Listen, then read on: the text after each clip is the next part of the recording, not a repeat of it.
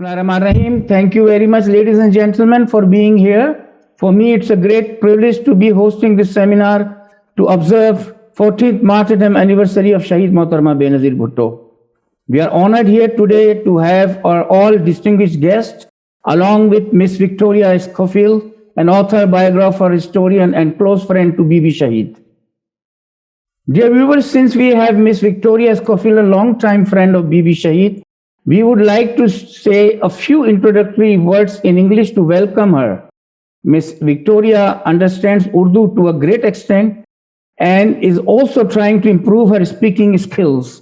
Her love for Bibi Shaheed is so strong that she regularly attends all her programs to express her indescribable friendship with Shaheed Benazir Bhutto. Dear Victoria, we welcome you to this seminar to pay homage to Bibi Shaheed. Without further wasting any time, I would like to request Victoria to please unmute your mic, and please have a few words on Bibi. Thank you, Victoria. Assalamu alaikum, everyone again, and it's wonderful to be participating. And as Munisa Hashmi said, it is true that lockdown has made us all more accessible to each other. And so along with the constrained nature, I think it's something that it has brought us closer, the fact that I can participate in this webinar.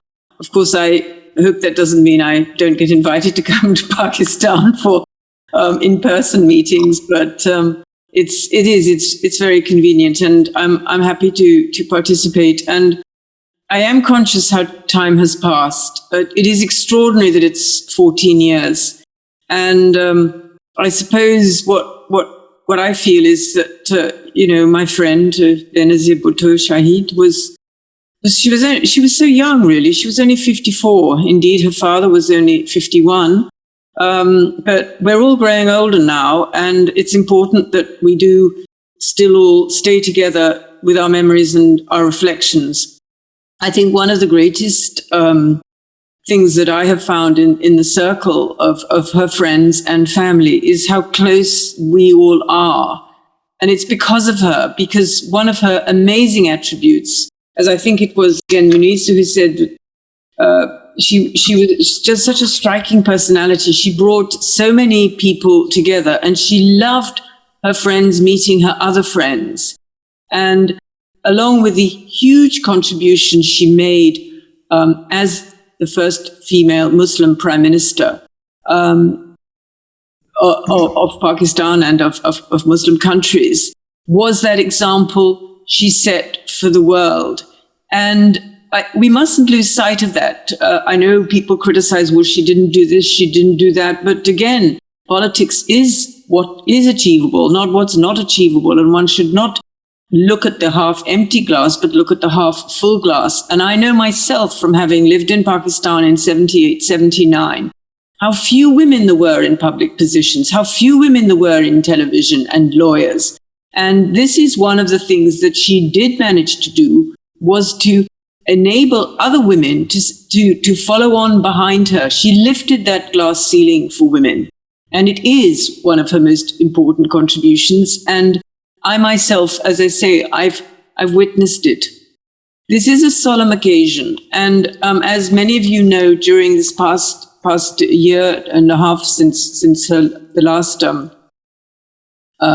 commemoration of her assassination, I wrote my own memoir of our friendship. And it was a very challenging book to write, because I was going back on very sad occasions. I was going back on her father's assassination, the trial and execution, which again I feel needs to be understood by future generations in Pakistan. And so if you'll permit me, Safi Saab, I would just like to read my opening chapter, just to remind us, because I know we all remember where we all were. It's a little bit big events like this in our lives, like even I was a very young girl when JFK, John F. Kennedy, was assassinated, or when 9/11 took place. We remember where we were. And I think for those of us who are close to Benazir Shaheed and who remember her with so much affection, we cannot possibly forget where we were. And so I'm just going to read this opening pages for you, just to share with you how terrible those moments were when I heard the news. I was on a train. The low volume buzz of other people's conversations filled the compartment. The voices of young and old discussing the best and worst part of having spent Christmas with their families. I too had been with my extended family of in-laws in Lincolnshire and was returning alone to London to spend a couple of days with my sister. I was then planning to rejoin my husband and children for the new year, the sort of humdrum arrangements anyone might make during the holiday period. Unexpectedly, my mobile phone went, a shrill sound intruding on the muted chatter around me. "Hello," I said, thinking maybe it was one of my children calling. But instead, it was Rita Payne, Asia editor at BBC World Television. "Have you heard the news?" she asked expectantly. "No," I responded, sudden tension gripping my voice. "I'm on a train. What's happened?" "There's been an explosion in Rawalpindi where Benazir was addressing an election rally. Initial reports are that she's unharmed, but we're waiting to hear more. I'll let you know." I hung up, an uneasy sensation saturating my thoughts.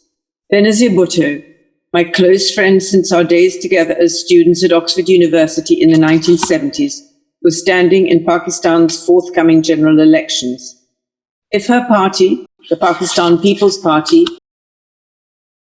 won, she would become Prime Minister of Pakistan for the third time, having made history in 1988 as the first female Prime Minister of a Muslim nation, aged just 35. The stakes were high. Regardless of the mood of change sweeping the country, the President, General Pervez Musharraf, was hoping he could retain supreme authority, having just lifted a state of emergency. But after 8 years of military government, people were tiring of men in uniform in high places. Instead, they wanted a return to civilian government. Opposing Benazir and the PPP was Nawaz Sharif, leader of the Pakistan Muslim League, Nawaz faction. He too was hoping he'd become Prime Minister for a third time, having been ousted by Musharraf in a bloodless coup in 1999. Finally, the former cricketer, Imran Khan, leader of the Pakistan Tehreek-e-Insaf, PTI or Justice Party, had also thrown his hat into the ring and was making news by tarring all his opposition with the same brush of corruption and nepotism. For Benazir, the physical dangers were great. In October, on her return to Pakistan, after 8 years in exile, she had already been targeted by a suicide bomber, which killed over 150 people, although miraculously she had survived. My phone rang again. This time it was Colin Freeman from the Sunday Telegraph. "Hello, Victoria," he said, the tone of his voice deathly. "I hope I'm not the bearer of bad news." Before I had time to say anything, he continued, "I'm sorry to say that Benazir has been killed in a suicide bomb attack." No, I internally screamed. "That's not right. Rita said she was unharmed." "Are you sure that's true?" I asked feebly, in a desperate attempt to give Colin the chance to tell me that he'd made a mistake and that she was all right. "I'm afraid so. She was rushed to the hospital, but was pronounced dead."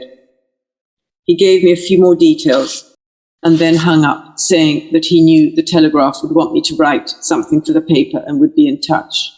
Another call was already coming through. It was Rita again. "I know Rita," I said, before she had time to repeat Colin's dreadful words, my voice breaking in the prelude to tears. "We'll want you to come into the studio as soon as you can, if that's okay." I agreed. Somehow, if I couldn't instantly transport myself to Pakistan, being in the BBC studio where I'd gone so often as a commentator on South Asia was the next best thing.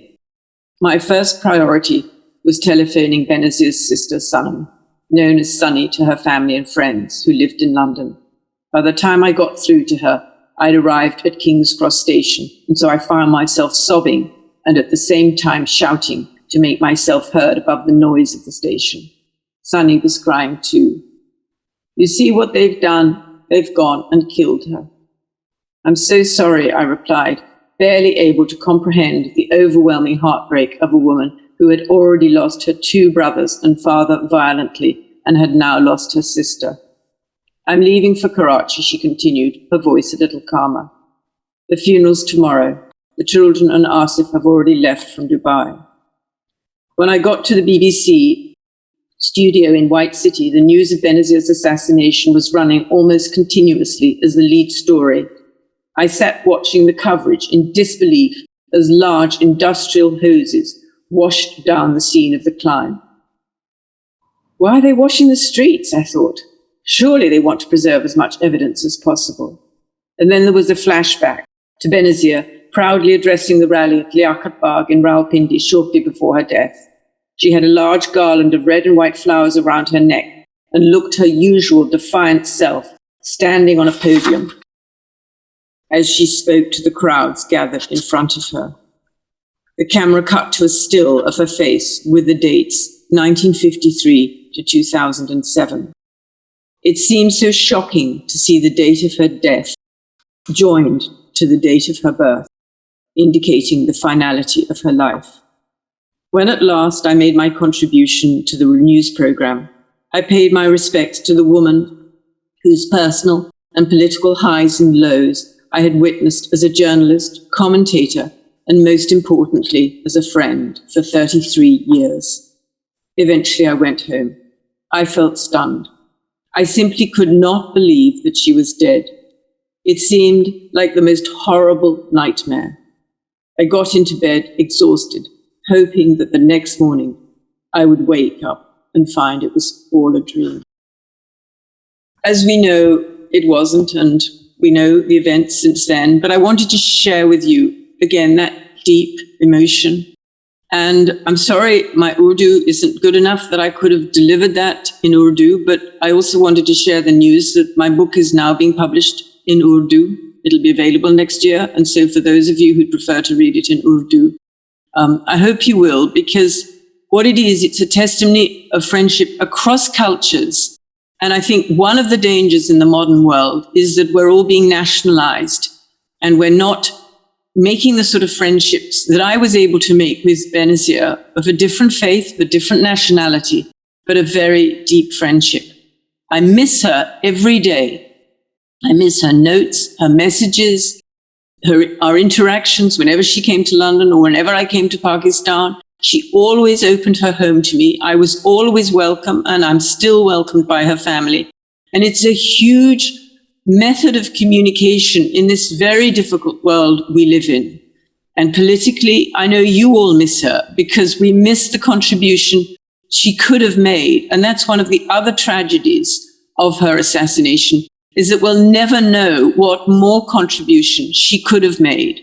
We've highlighted the contribution she did make, but at 54 years old, she was in the prime of her political life, and she could have made so much more of a contribution to Pakistan and internationally on the world stage, because she understood the international stage as well as the Pakistani stage. And that's what I think we miss. And again, the sacrifice that she made and her family has made for politics, she could have had a much more comfortable life.